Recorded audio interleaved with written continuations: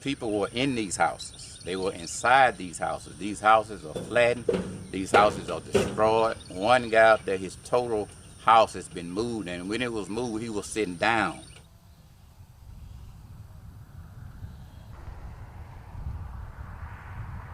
When I seen the rain coming in sideways, and then I could hear on this side of my ear, I could hear the tornado making rumbling noises. So I went in the bathroom and took shelter.